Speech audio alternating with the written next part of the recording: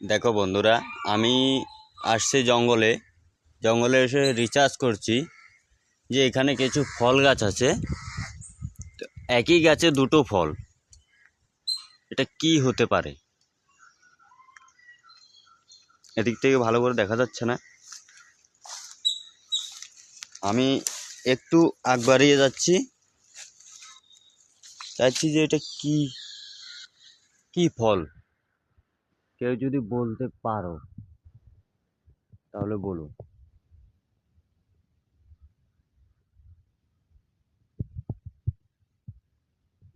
একই গাছে দুটো